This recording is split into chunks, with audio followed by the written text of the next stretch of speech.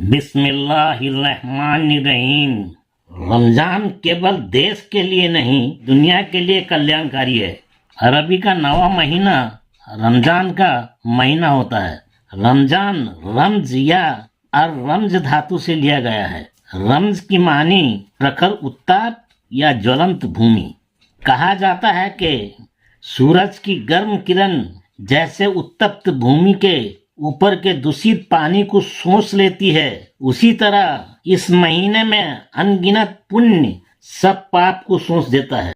इस्लाम धर्म में कलमा, नमाज, हज और जकात की तरह रमजान महीने में रोजा रखना भी अनिवार्य है। ग्रीष्म के प्रचंड रौद्र ताप हो या सर्दी में ठंडे का प्रकोप हो, इसको परवाह न करके अल्लाह के हुक्म मानते हुए अन्न और जल परित्याग करके निष्ठा के साथ उपवास को रोजा कहते हैं। ये 30 दिन या एक संपूर्ण चंद्रमास भर पालन किया जाता है। उपवास के वक्त कुछ नीति नियम का पालन करने का विधि और विधान है। रात्र के अंतिम प्रहर में खाद्य ग्रहण को सुहूर या सहरी कहा जाता है और सूर्यास्त के बाद खाना खाने को इफ्तार कहा जाता है। सूर्योदय से लेकर सूर्यास्त तक कुछ भी खाना पीना, धूम्रपान करना, ऐसा कि अपनी स्त्री से सहवास भी करना मना है। उसके साथ साथ वाक संयमता, क्रोध नियंत्रण और समस्त इंद्रियों को बुरे काम से दूर रखने का हुक्म दिया गया है। इस महीने नियमित नमाज पढ़ा जाता है और अतिरिक्त तरावी पढ़ा जाता है। यहाँ पर उल्लेख कर रहा हूँ कि नमाज एक अरबिक शब्द नहीं है, बल्कि ये एक संस्कृत शब्द है। नमः जुक्ता अजा मिलकर वह नमाज। अजा का मतलब अजन्मा। नमाज यानी ईश्वर के आगे नमन करना। योग माने कुछ निर्दिष्ट आसन के साथ ध्यान पूर्वक कुरान पढ़ना और अपनी आत्मा को परमेश्वर से योग करने को योगी या नमाजी कहते हैं। नमाज में कयाम शीर्षासन, रुकू ना उच्च ना नीचासन, सजदा यानी साष्टांग और कायदा यानी उपविश्वासन या वज्रासन करने के प्रक्रिया के बाद नमाज खत्म होती है। हर दिन एक मुसलमान कम से कम 17 बार से 48 बार या उससे भी अधिक बार सब आसन करने के साथ साथ इस महीने अतिरिक्त कोई 20 बार तो कोई 8 बार से अधिक नमन करता है। तरावी के नमाज में प्रायतः कहीं कहीं एक महीने में कुरान कम से कम एक बार खत्म किया जाता है। इस महीने मुसलमान समाज का राजा, प्रजा, बूढ़ा, जवान, स्त्री या पुरुष, प्रायतः सभी वर्ग के लोग भूख और प्यास का शिद्दत या जो तकलीफ है उसे महसूस करते हैं। एक महीना मुसलमानों के लिए साधना या तपस्या का महीना अगर कहें तो अतिशयोक्ति नहीं होगा। इस महीने में जकात यानी दान को भी एक अनिवार्य काम और इस्लाम का एक दीनी फर्ज माना गया है। जकात का शाब्दिक अर्थ स्वच्छ या विकसित होने को कहा जाता है। ये धन दौलत से प्रेम और ईश्वर भक्ति मानव प्रेम का इम्तिहान है। समाज में कोई दौलतमंद या कोई गरीब होता है, इसलिए जकात जो है पारस्परिक सामाजिक जिम्मेदारी है। हर आदमी जिसके पास कम से कम 52.5 तोला चांदी के कीमत के बराबर जमा अर्थ है, यही जमा दौलत के मुताबिक 2.5% अर्थ यानी सामग्री जकात के रूप में प्रतिवर्ष दिया जाता है। इसको समाज में रहने वाले गरीब, बेसहारा, मजलूम, बेकार, विकलांग, अनाथ, विधवा, गुलाम और कर्जदार आदमी को मदद किया जाता है। इस्लाम में गरीबी और भीख मांगने को पसंद नहीं किया जाता, लेकिन इस्लाम ये भी चाहता है कोई बेसहारा और मोहताज न रहे। इसलिए ज़कात आध्यात्मिक, सामाजिक और आर्थिक दृष्टिकोण से ऐसा एक व्यवस्था है जो धन प्रेम से ज्यादा ईश्वर भक्ति और मानव प्रेम को दर्शाता है, जो मानव समाज में अर्थनैतिक अभिवृद्धि में सहायक होता है। 2020 में मिली गेजेट यानी एक मुस्लिम संस्था सर्वे के मुताबिक सिर्फ भारत में 10,000 करोड़ दान या ज़कात अर्थ और सामग्री के रूप में संग्रहित होता है। इस संग्रहित दौलत का ज्यादातर हिस्सा मदरसा के नाम पर और दीगर अनुष्ठान के नाम पर ले जाने से गरीब, बेसहारा, बेवा, मजलूम अपने हक नहीं पाते। इसलिए इसका असर भारत में खास दिखने। एक बात कह दूं कि इल्म हासिल करना भी मुसलमान का एक कर्तव्य या इबादत है।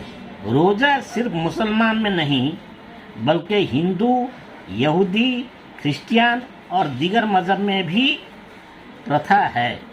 ये प्रथा धार्मिक भावना और ईश्वर भक्ति को बढ़ाने के साथ साथ शरीर और स्वास्थ्य को भी बहुत लाभ पहुंचाता है।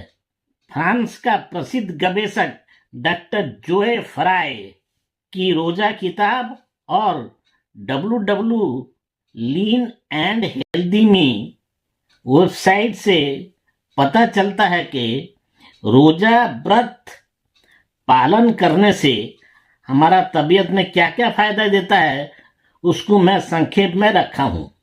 रोजा जो है ब्लड प्रेशर को कमाता है और खून से ट्राइग्लिसरीड या LD के आका यानी बैड कोलेस्ट्रॉल कमाता है। ब्लड शुगर को कमाता है जो इंसुलिन के प्रक्रिया को और त्वरान्वित करता है। जिस प्रकार का ज्वलनशील रोग हो, जलन क्रिया को कमाता है। बहुत सारे कैंसर के बीमारी के खौफ से दरकिनार करता है। सेल यानी रक्त कणिका सेल के गठन के क्रिया को बढ़ाता है। शरीर में जमा चर्बी जैसे चीजों को निकालता है और शरीर को विषैला बनाने के प्रक्रिया को दूर करता है और हाजमा की ताकत को बढ़ाता है। सब किस्म के हृदपिंड जनित रोग को लघुकरण करता है। लंबी उम्र करने में मदद करता है। ये महीना समाज में धार्मिक चिंतन, स्वास्थ्य का उन्नतीकरण के साथ साथ अर्थनैतिक अभिवृद्धि, सामाजिक सौहार्द भी बढ़ाता है। उदाहरण के लिए हमारे देश में कम से कम 20 करोड़ मुसलमान हैं। अगर 10 करोड़ भी रोजा रख लें तो समझिए 5 करोड़ आदमी का 2 वक्त का खाना संचित हो जाता है। इसीलिए गुजरे प्रधानमंत्री स्वर्गत लाल बहादुर शास्त्री भारत पाकिस्तान लड़ाई के समय भारतवासियों को सप्ताह में 1 दिन उपवास रहने को निवेदन किया था। उसी तरह सारे विश्व में कम से कम 200 करोड़ मुसलमान में से अगर 100 करोड़ रोजा रख लें तो 50 करोड़ आदमी का 2 वक्त का खाना बच जाएगा।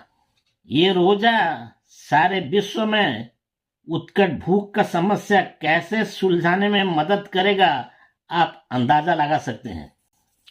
बरं सिर्फ इतना ही नहीं, इफ्तार पार्टी के नाम में हिंदू, सिख और दूसरे मजहब के मानने वाले में मुसलमान भाइयों को एवं ईद मिलन के नाम पर मुसलमान भाइयों ने दूसरे मजहब के मानने वाले को आमंत्रित करने से आपस में भाईचारा बढ़ता है। ये इफ्तार और ईद मिलन परंपरा विश्वव्यापी परंपरा हो रहा है।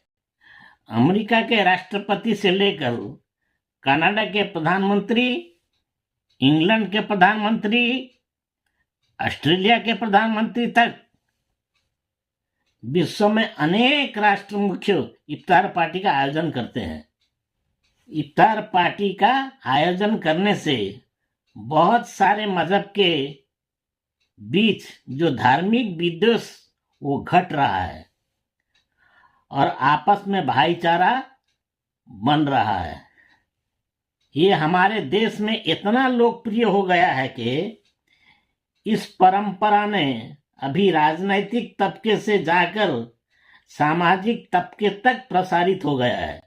विगत वर्ष में फैजाबाद में खिड़की अली बेग स्थित दुख हरण गुरुद्वारा कमेटी के जानिब से इफ्तार पार्टी का आयोजन किया गया था।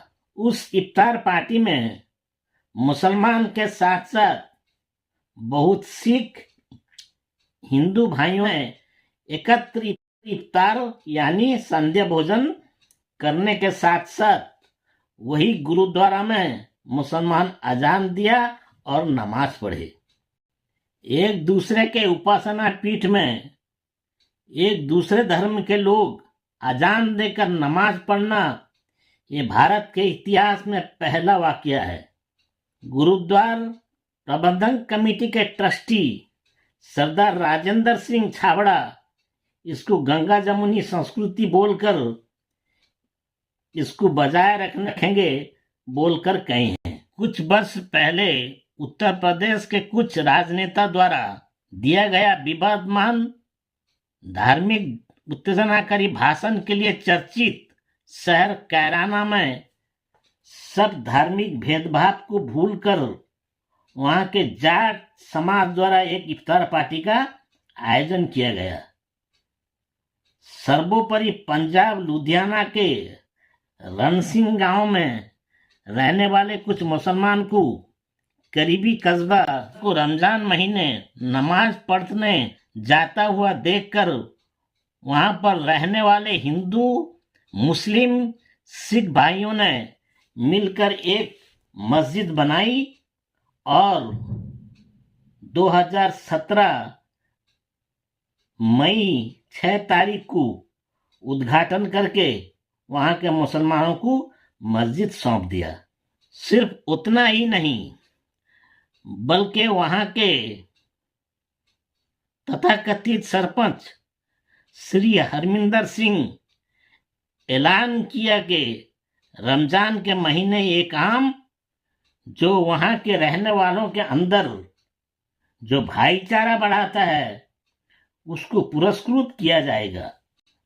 अब निस्संदेह कहा जा सकता है कि रमजान महीना सिर्फ मुसलमान के लिए नहीं बल्कि देश और विश्ववासी के लिए पवित्र और कल्याणकारी महीना है। पसंद आए तो इसको शेयर करें। याद रखें, अगर एक भी रोजेदार आपके शेयर से बढ़ता है उसके सवाब के हकदार आप भी होंगे।